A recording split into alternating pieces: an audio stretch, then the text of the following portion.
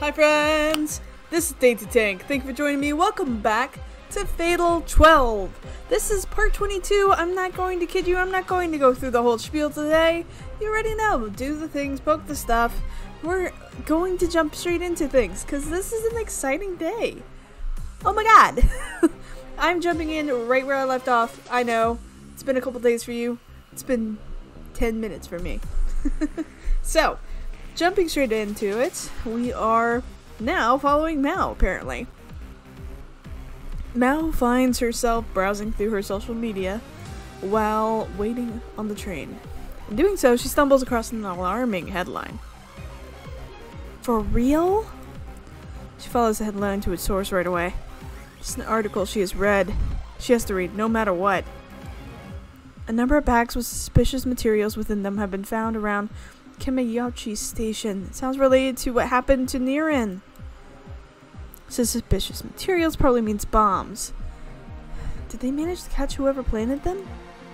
Mao isn't familiar with the station itself, but she knows Tokyo Tower is not far from it. She's also aware that merely one station away from it is Kasugai's home to the majority of the country's cabinet ministry offices. What's more, Roppongi is in the opposite direction. Was this an attempted terrorist attack? An attack there would throw all of Japan into a panic, depending on how far the damage extended. Mao typically only pays attention to celebrity news, but even she comprehends the potential danger here. Whoa, they still haven't found any suspects? Based on the article, all they found were the bags. Micha even got a mention. The events in Micha are widely considered to be the results of terrorist activity now. Reporting an attack on that scale as a mere accident, especially when it claimed a life, is simply impossible. Only a week has passed since then. It's only natural for this new discovery to be linked to what happened there. Hopefully, they'll get caught soon, for Naomi's sake. I wonder if Rini and Miharu saw this already. Might as well link them, just to be sure. Mao pastes the link to the article into their group chat, the very same group chat that once included Naomi. Ugh, come on. Why did they even look at their phones when I need them to? Just as her claim implies, neither have yet to read her message. She truly believes this is the case they should be invested in. More than anybody else. I mean... Oh, Mao. Meanwhile, at Tokyo Tower. Tokyo Tower. One of the most famous structures in Japan. While its 1,100 feet of height may fall short compared to Skytree's 2,100, it remains an illustrious sight amongst the cityscape. The observatory, perched 800 feet above the ground, may require a fee, but one can easily see the entirety of Tokyo from it.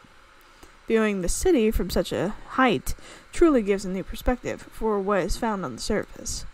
It almost feels like staring into an entirely different world. Many people experience a wide range of emotions here, but one person stands out from the rest, one whose purpose is the complete opposite of theirs. The feelings experienced by the people who stare down at the world only serve to separate them from it. This is no time to let that influence him. He has to focus on what's to come. This is all this person can think about. I hate it. It is none other than you. The boy meant to lose his life upon carrying out a suicide attack on the Yanat line. His irritation comes only from his sense of duty to alert the world to the plight of others, but also from his own emotions. Emotions he simply cannot control. They became an inseparable part of him the very moment they sprouted. It hurts. That reality pains him.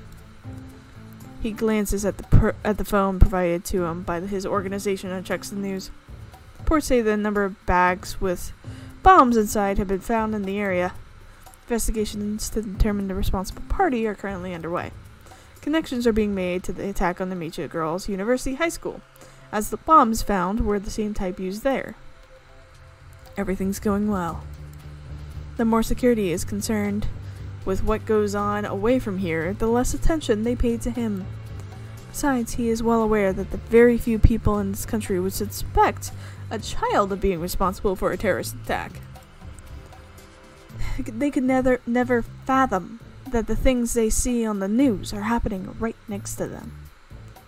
I squeezes the bag he has hoisted in front of him tight. It's the very same bag he was once meant to use on the Yamanote line. The keychain attached to it is one he picked himself.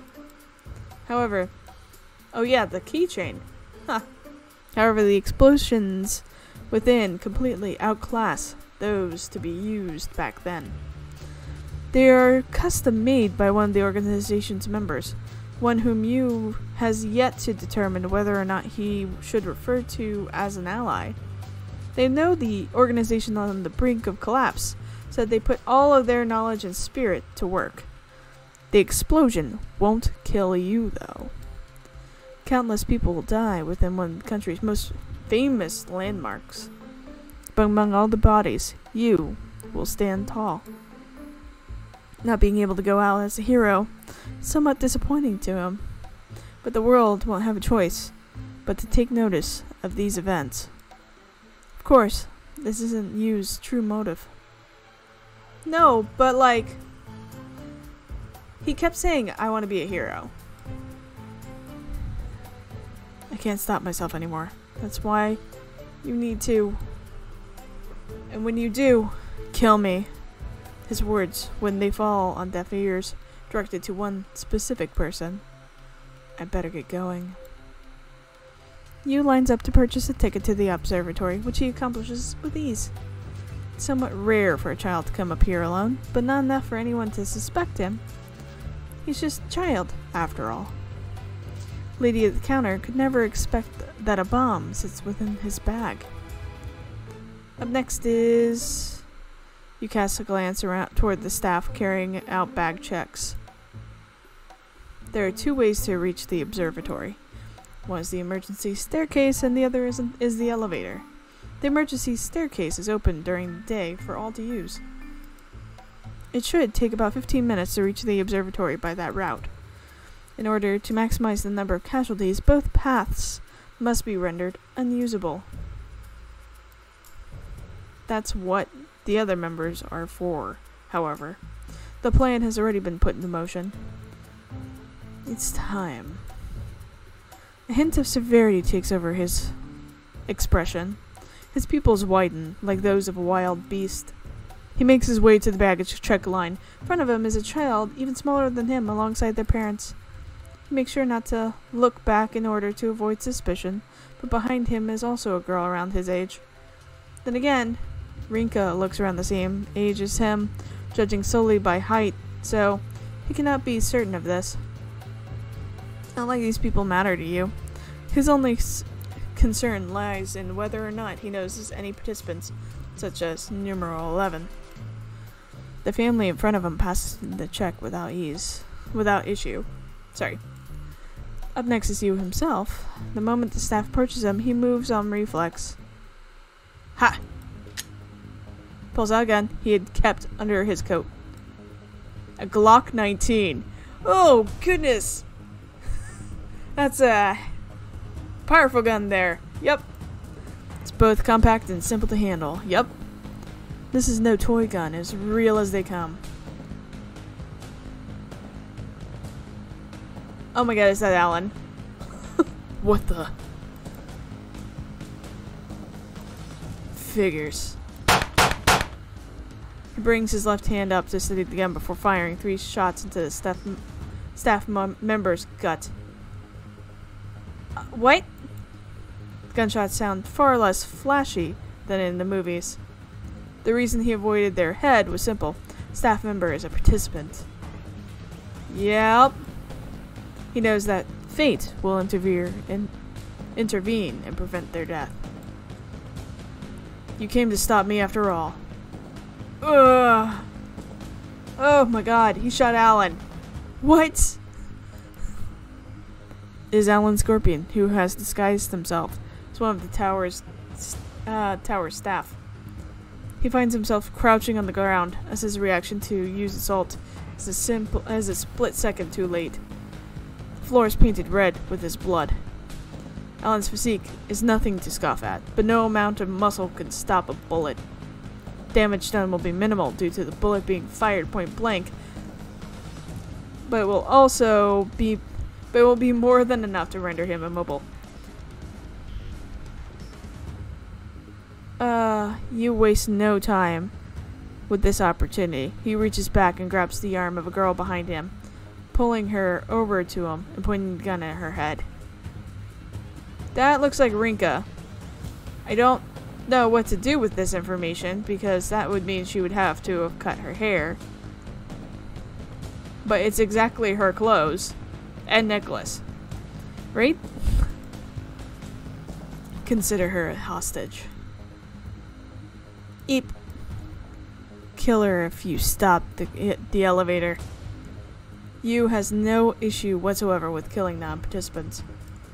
No one among the crowd is gallant enough to try anything either. Every last one of them are paralyzed with fear after witnessing what just happened. They don't even run up to Alan to make sure he is okay. All they do is scream. Full-scale panic has already set in by the time the other staff and those whose curiosity got the better of them come to the scene. Situation is too far beyond anyone's control at this point. Wait! Any normal person would have collapsed from the pain posed by those wounds, but Alan remains able to stare you dead in the eye. Split-second decisions are what the entire situation demands.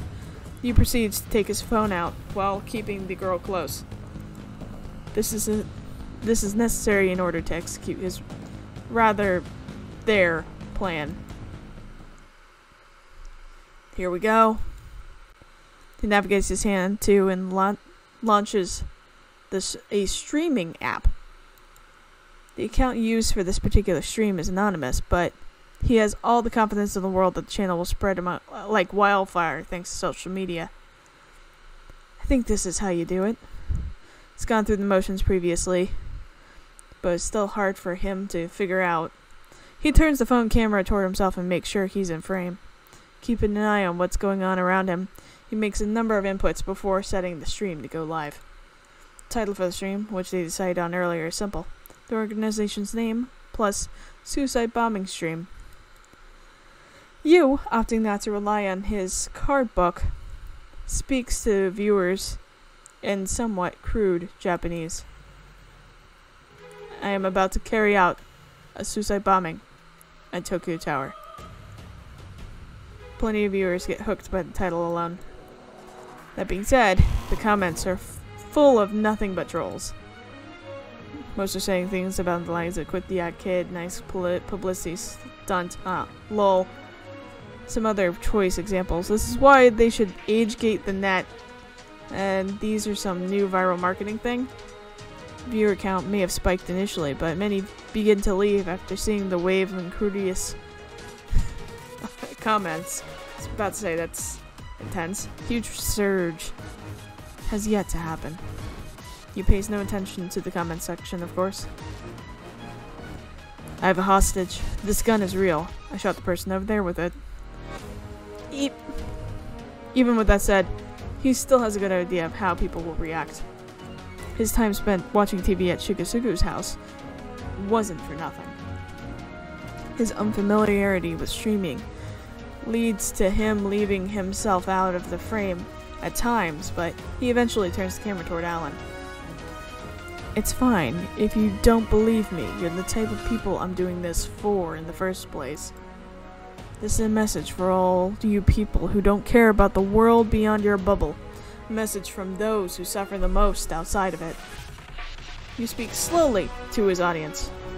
He figures the stream will be perceived as legitimate after showing both the gun and someone who's been shot by it. I mean, there will be people who still think this is fake, but also those who will spread it under the belief that it's all real. Not to mention the possibility of people at the scene currently watching. General population comes to realize it is real though. The viewer count's continued climb is proof of that. The admins likely aren't aware of the stream yet, but you knows they will be unable to cut it off even when they do take notice. How? You can't stop the admins from cutting your feed. Like, they can do that. Some of you may have connected the dots already, but let me make it clear. I'm the one who's responsible for the bombing at Amicia Girls University High School. That makes me the one responsible for the death of an innocent girl. Of course, you only believe her to be innocent. But if you ask me, anyone without any concern for the world at large is anything but innocent. Even if you watch and read up on the news, that's little more than an excuse. Let's talk about me for a bit. You lowers the tone of his voice a bit.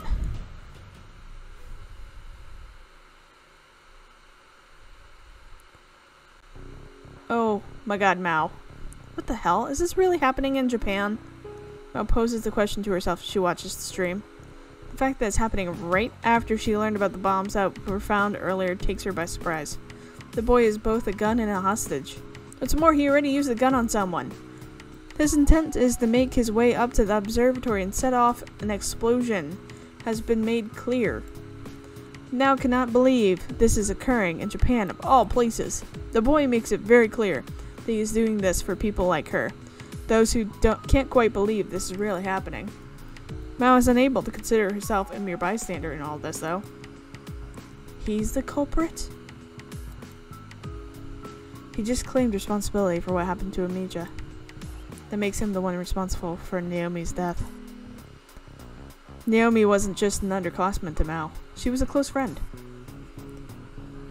Let's talk about me for a bit. The boy switches the topic to himself as Mao and the rest of Japan watches. That's the moment she has to pay attention to. Life in the country I was born is the complete opposite to what people in Japan are used to. Even the name of my country wouldn't ring a bell for you. Every day was a fight for survival. My father died before I was born, while my brother died soon after. I spent my life alone, right from the beginning. The only reason I was able to survive was due to a certain institution I was taken into. The institution was a hospital that doubled as an orphanage. It was full of children like you, orphans who had no one to take care of them. There was a Japanese woman there, who we called Mama. She worked as a doctor in the afternoons, and at the orphanage the rest of the time. According to him, this lady also used her spare time to train new doctors. Not only was this place rife with conflict, it was also far from sanitary. There simply weren't enough doctors to take care of all the patients. What's more, she took as much time as possible to look after the children as well. We were able to live thanks to her efforts. She even took the time to make food for us every now and then. At the time, being around her helped me to understand what it was like to have a mother. There's a limit to how much one person can do on their own, though, physically, mentally, and financially. Medical treatment requires proper funding. There's no limit to where the expenses can go: medicine, equipment, personnel, etc. The institution itself couldn't run without that funding either. They need an incredible amount of money just to prove the most basic of necessities. The number of patients and orphans only increased. As such, both the hospital and the institution constantly lacked the money to run properly. Mama sought aid from Japan, her home country. Of course, they wouldn't provide her the money she needed. Money gathered by non-profit organizations to aid such places existed, but it wasn't enough. That money wasn't provided solely for their institution either. No place on Earth is able to provide infinite funding. In the end, the people there opted to ask you for help by setting up a funding service on the internet. You're all aware how that went, aren't you? We barely received anything, and Mama eventually died from being overworked. That was akin to losing his own mother. For the institution itself, they lost the one major pillar supporting it. Mama used to say that the kindness of Japanese people would make things work out. They would come to the aid of a fellow countryman, no matter what. The people of this country would feel for her plight. She worked hard in a far-off land. She truly believed in the people of her homeland. I believed her words because they came from her. It was all a lie, though. People didn't care. Not about my country and not about Mama. Jeez, you. He runs down the events in his life that had led up to now. That's just... Mao struggles to find the right words. Based on his age, Mao would have been born during the whole ordeal. Despite this, she had no clue about any of what he said had happened. The fact that he had brought a fellow Japanese into the equation settled things. I mean, she hates this boy for what he did to Naomi. Thinking about him makes her angry. Still, she finally realizes that she should direct that anger at herself too. Age is of no consequence here. Is it though? Like, do not feel sympathy for someone who feels completely justified to take life. That is not the way to do things. General apathy of the public killed that woman. None of it serves to pardon the actions that resulted in Naomi's death, though. It is, however, a fact that Mao has no means to refute his claims. His claims are invalid once he takes someone else's life. Period. Everyone there listens to you attentively. After that, I became a mercenary, though I was treated more like a disposable tool. Took out any and all opponents with ease. I was talented in the art of war, a natural marksman. I did what I did because I had no choice. His continued survival may not have been what he desired. Survival on the battlefield only yields the death of others. All this, even after Mama's efforts to teach him compassion. As such, he disposed of his emotions in order to get used to the idea of killing others. Bits of emotions left over from the process remained sealed and hidden within him. Also, he could progress forward without losing his sense of self. In exchange, he found a new reason to carry on. I was only ever taught one thing about that. After that, become a hero. He speaks of how they taught him that people can become heroes in death. Ugh. About how they could offer their lives up for the sake of their beliefs. In doing so, no one can claim they were wrong.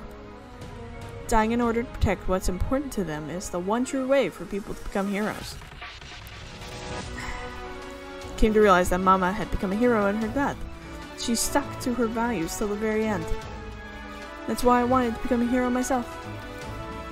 I eventually ended in Null's Japan branch, thanks to telling one of their leaders about my past when I came to Japan.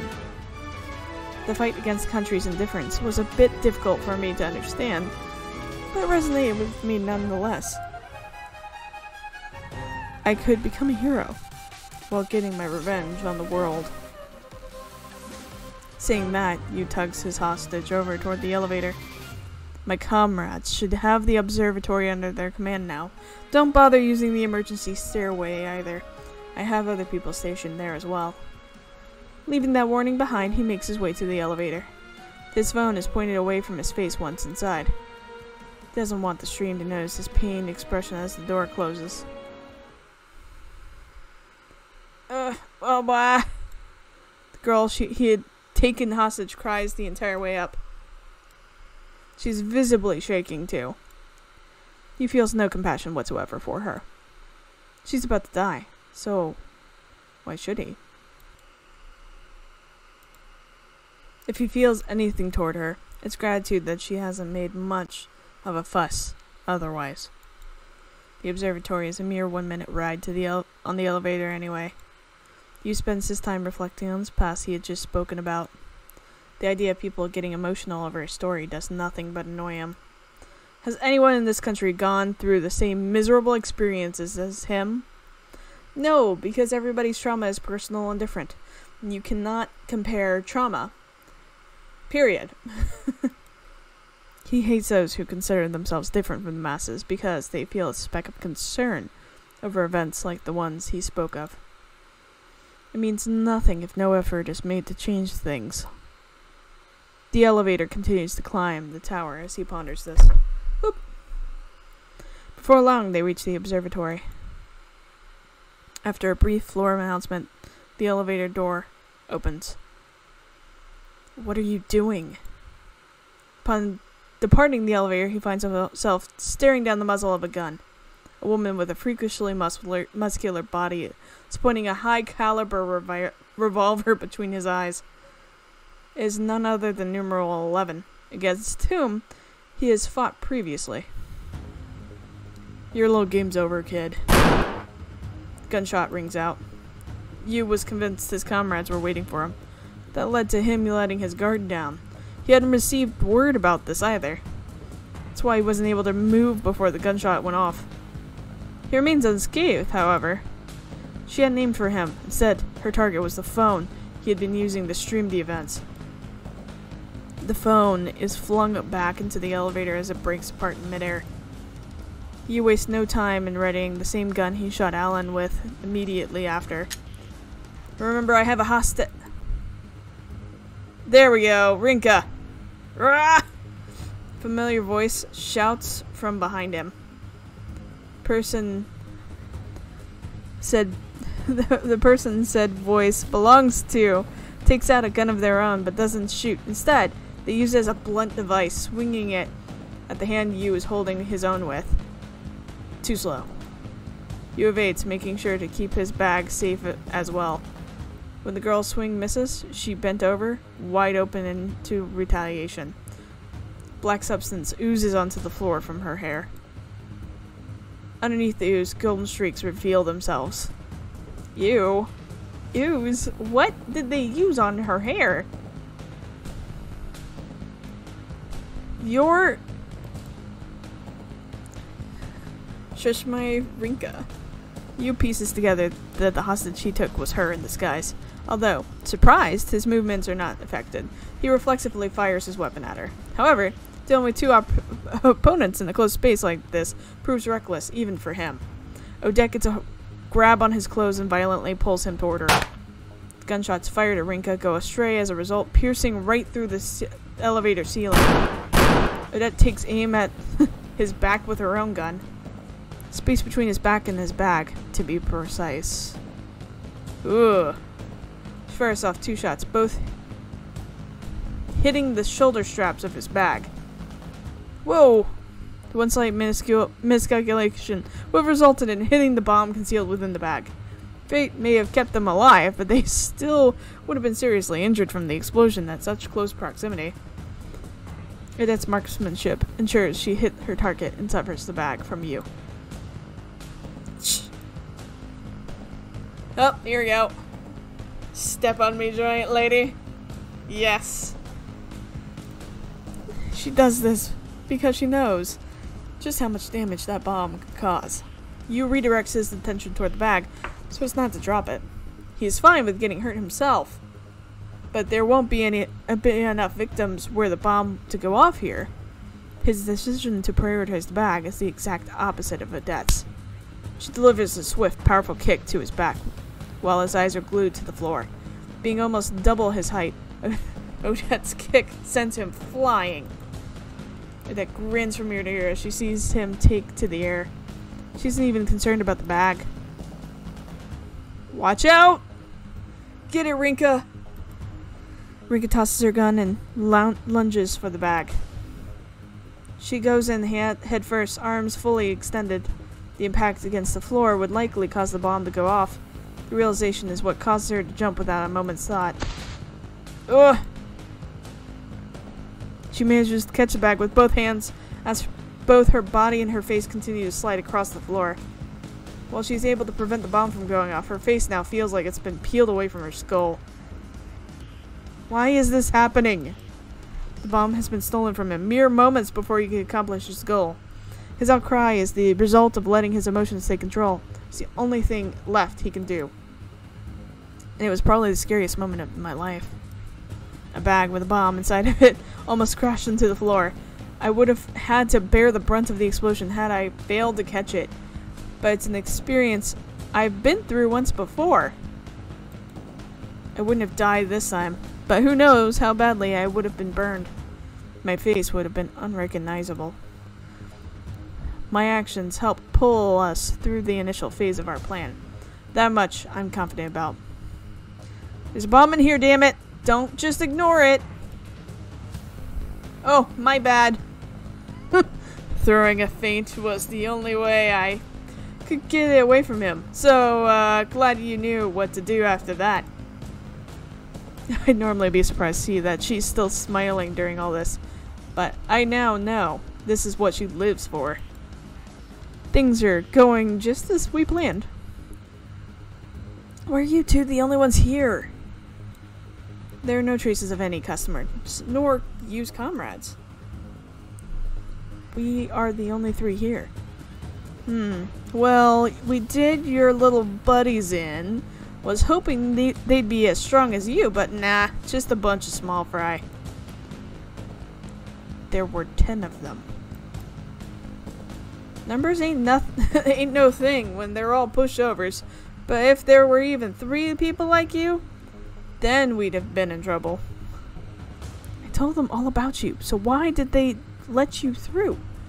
You couldn't have forced your way through without causing a stir. What's more, they kept in contact with me and never mentioned anything. Aw, you didn't notice? That was me sending those messages. I played you because I had to. There was every chance you'd go wild right at the entrance if I took down your pals and evacuated everyone. You're bound to round up a good number of casualties no matter where you blow yourself up in Tokyo. That's why we made this plan to take the bomb away from him. His lack of consideration for his own life made things far more difficult to handle than they would normally. I was worried when Odette said she could handle all his comrades, but she really did manage to pull it off.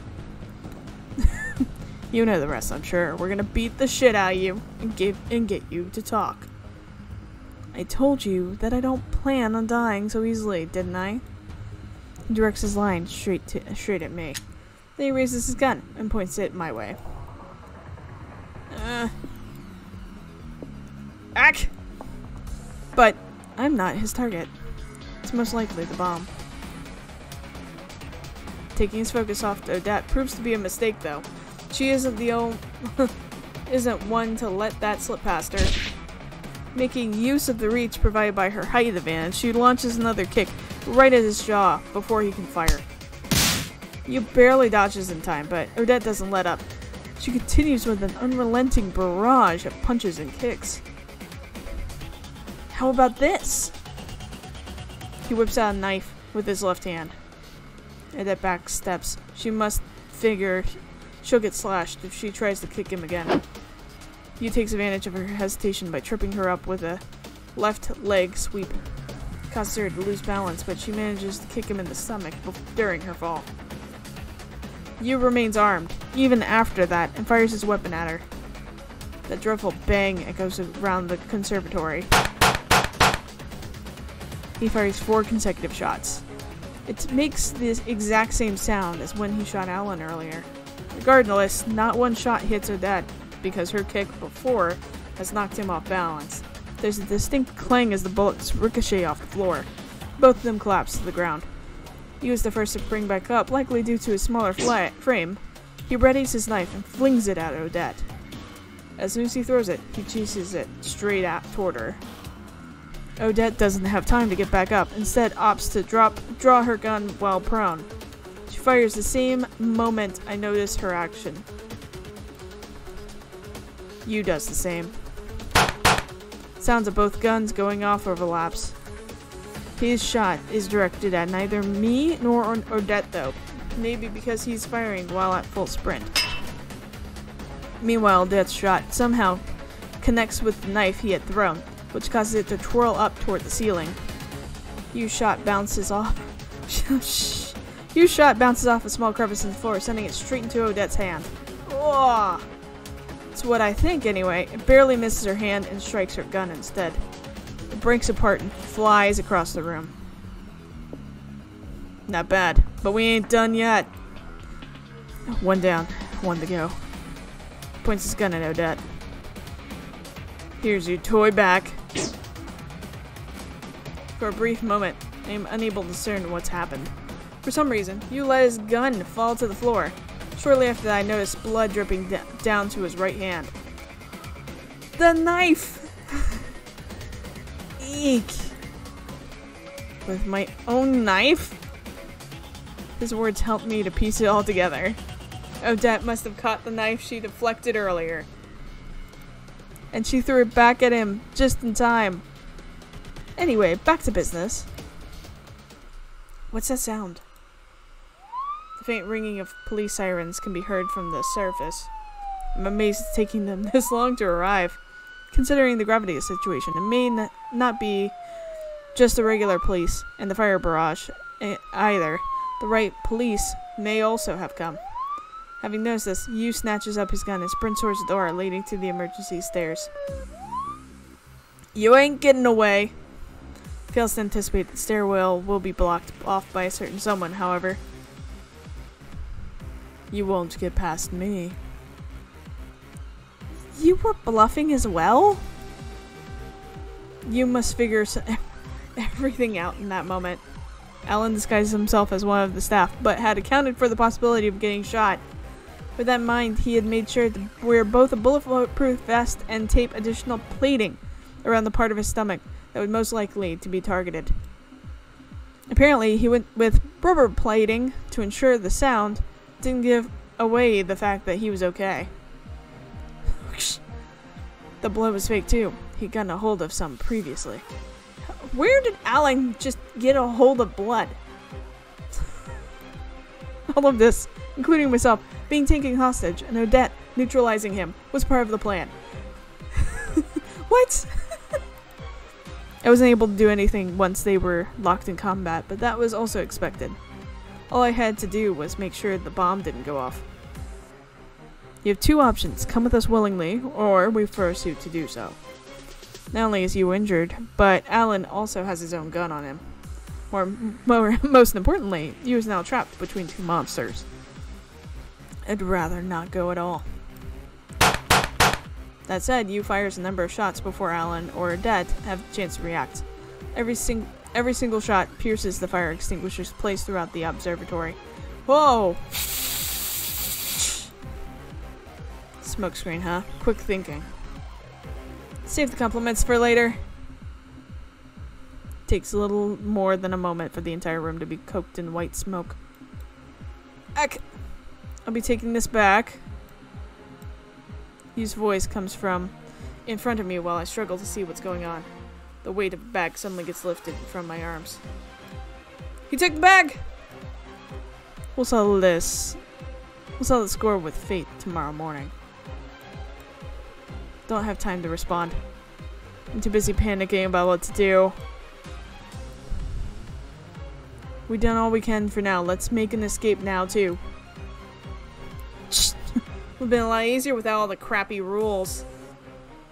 Alan takes my hand in his before dragging me along with them, because I'm still too shaken to move on my own. Jeez! After the initial surprise of the stream suddenly cutting out, Mao switches over to the news sites for up-to-date information. The situation is still somewhat unclear, but it seems like they failed to blow up Tokyo Tower. However, the girl who was taken hostage had disappeared.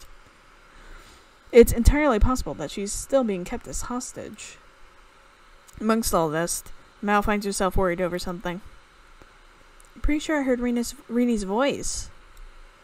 She could hardly believe it herself, but Mao was confident that she wouldn't mistake the voice of a close friend. That makes the unread messages she sent all the more concerning.